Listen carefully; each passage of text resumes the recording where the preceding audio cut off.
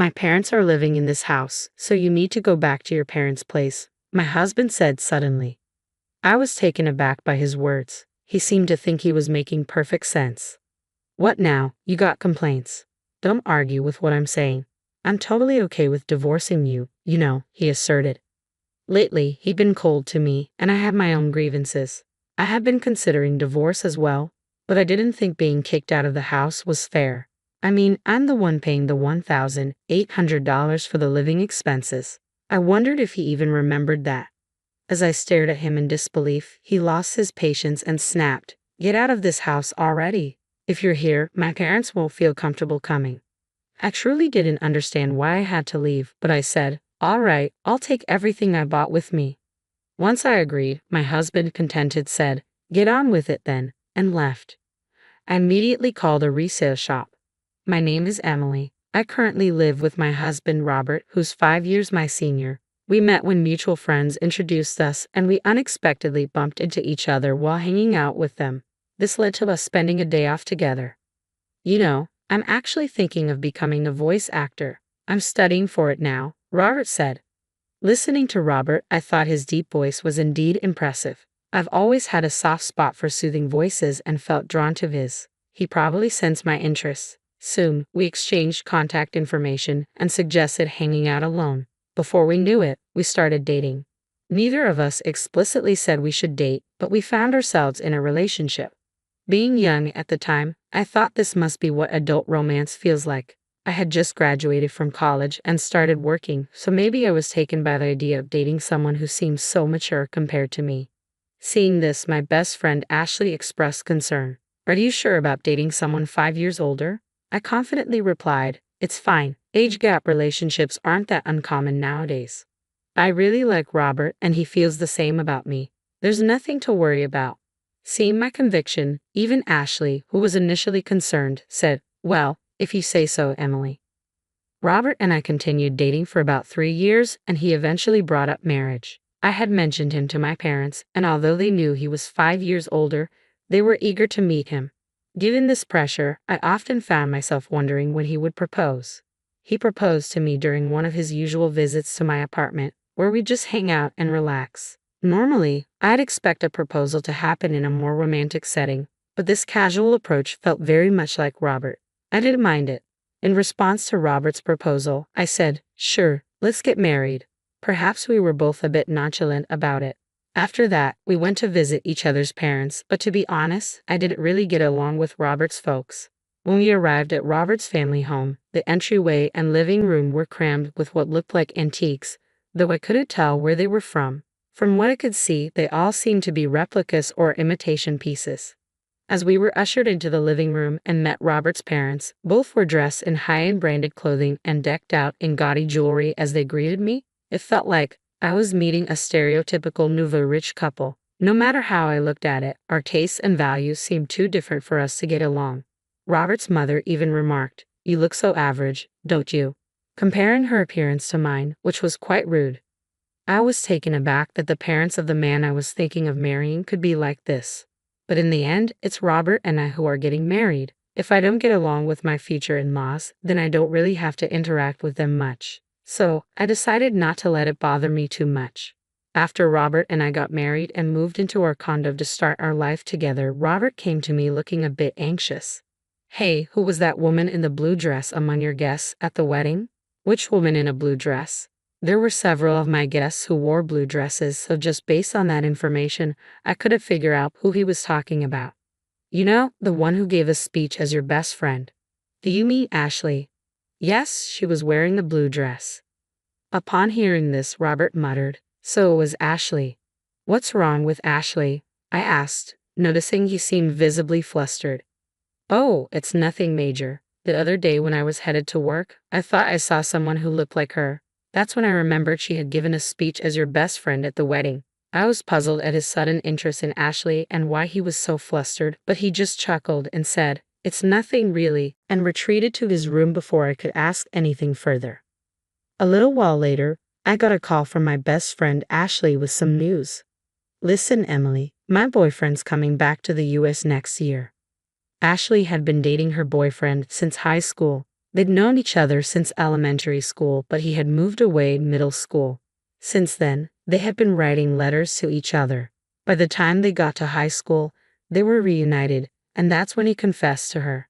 I always felt content listening to Ashley's bittersweet love stories. I always enjoyed hearing about her love adventures. Her boyfriend, after working for a few years at his company, got transferred to an international branch and had been away from the US for some time. Despite the distance, their communication never faltered, and they remained a close-knit couple.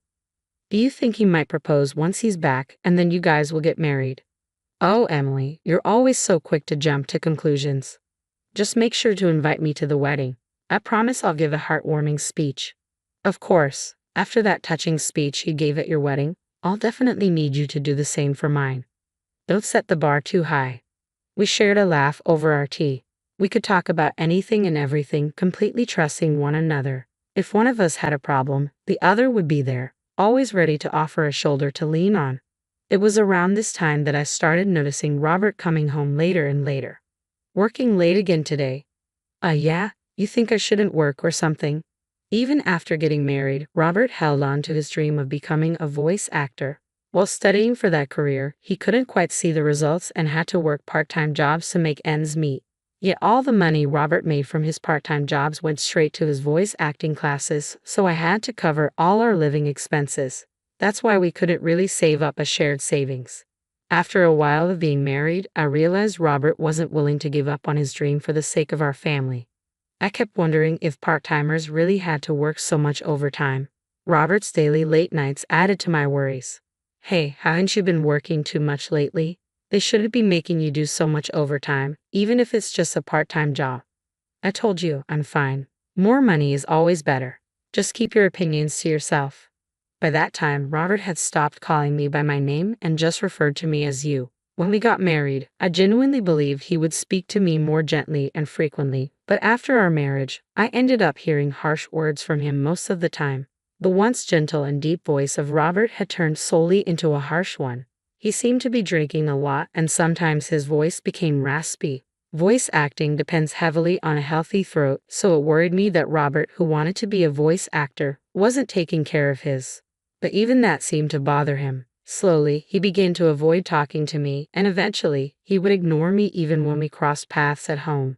That's when I got a call from Ashley. She said she had something to discuss, so I suggested we meet up since I had my own concerns. We decided to chat in a karaoke booth so that no one could overhear us. Ashley seemed very cautious and had specifically reserved a room where she could see the counter and staff from the door. You specifically chose this room? Yes, I wanted a spot where the staff could see if there was a suspicious person outside our door. A suspicious person? Is that related to what you wanted to discuss? At my words, Ashley nodded. She had felt like someone was following her ever since she left her job about a month ago. Now she even felt followed on her days off. The reason Ashley had chosen a room where the staff could easily see was that she thought the person stalking her might try to eavesdrop on our conversation. Did you talk to the police about it? I tried, but since there's no actual contact, they can't do much. What about your boyfriend? He's coming back in a month. I thought I'd discuss it with him too, but I wanted to talk to you first. Someone close by. I see. Ashley hadn't gotten a good look at her stalker because she was too scared, so she didn't know if it was a man or a woman. So I decided to stand at a distance and identify the person who was stalking Ashley, and through that, I came to understand who it was. Although I couldn't discuss my rocky relationship with Robert in retrospect, maybe it was for the best, because the one following my best friend Ashley was none other than my husband Robert. He would tell me he had to work overtime daily, but after finishing his shift, he would lurk near Ashley's workplace and tail her when she left. I couldn't believe that the person scaring Ashley was someone so close to me. When I found out, I was beside myself. The look on Robert's face when he was following Ashley was downright creepy. He had this sleazy, unsettling grin. I fell in love and married this man. The instant I saw his face, the love that had lasted for years went cold. I told Ashley the truth and advised her to move immediately. With the help of her coworkers, she managed to have someone drive her close to her new place from the underground company parking lot for a while. After Ashley and I took these measures, Robert became increasingly frustrated, and one day, that frustration exploded. My parents are going to live here, so you should go back to your parents' house, Robert declared suddenly. I was taken aback by his words, yet Robert seemed convinced he was making perfect sense. Got a problem with that, he continued. If you oppose what I'm saying, I'm fine with divorcing you. While I had many grievances with him and even thought that divorce might not be so bad, I did think he could just kick me out of our home.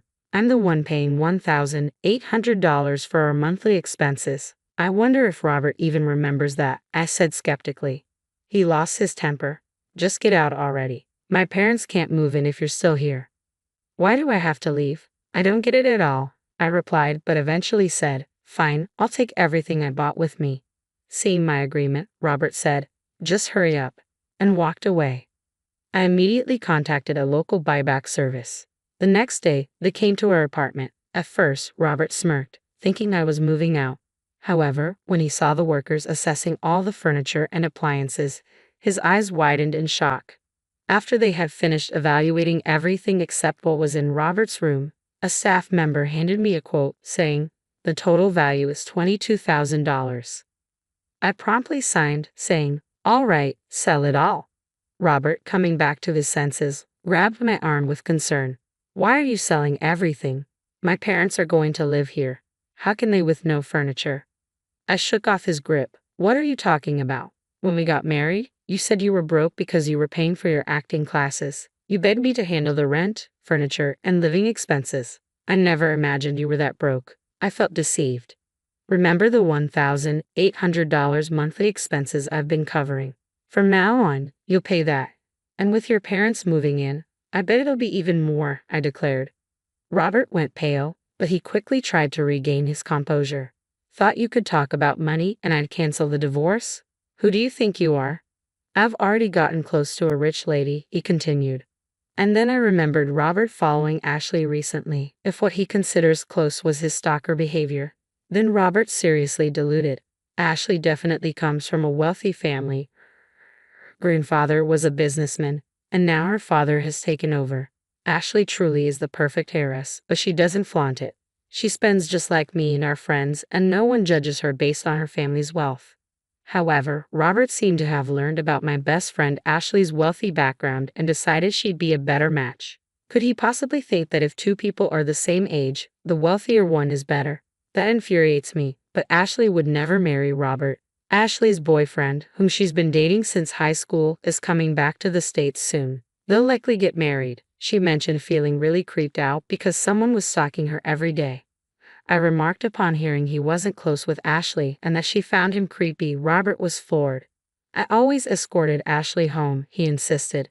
You're lucky you weren't reported to the cops, I shot back, but I didn't know about any boyfriend. He's been abroad. She chose me over some unknown guy. They've been pen pals since elementary school and apparently talk almost daily. And unlike you, who's only been working part-time jobs, her boyfriend is a successful man recognized even by her father. Robert looked utterly defeated as I spoke. When the buyback workers had taken all the furniture and appliances, he seemed to recover somewhat. Guess you are all I have. You'll support my dream of becoming a voice actor forever, right? He asked, striking a pose. I gave him a cold look and said, excuse me, I've already been to the divorce lawyer's office and started the process. Let's communicate through our attorneys from now on. Robert, perhaps thinking I still had feelings for him, clung to my waist. Don't say things like that. How have we been getting along all this time? Getting along? When? Ever since you found out my best friend Ashley is a wealthy heiress, you've been cold to me and started hanging around her. Right after I married you. I realized it was a mistake.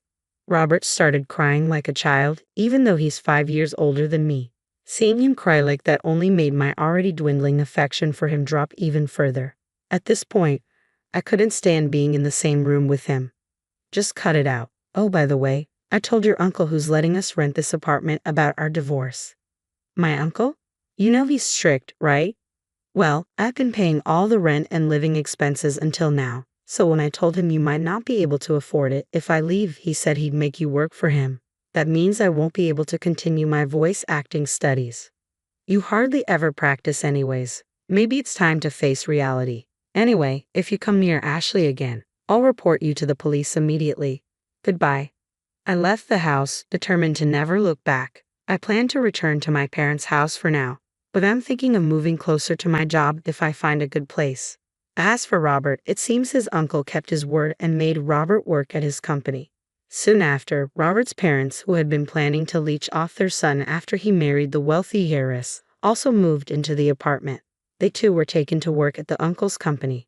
Seems like the whole family had a habit of taking advantage of others. I'm just glad I was able to get away from such a toxic family. Age difference doesn't really matter, but I think I need to choose my next partner more carefully. On another note, after things with Robert settled, I received a wedding invitation from Ashley herself. She introduced me to her longtime boyfriend, and I truly wish them all the best. My first marriage didn't work out, but I hope Ashley's marriage will last for many years to come.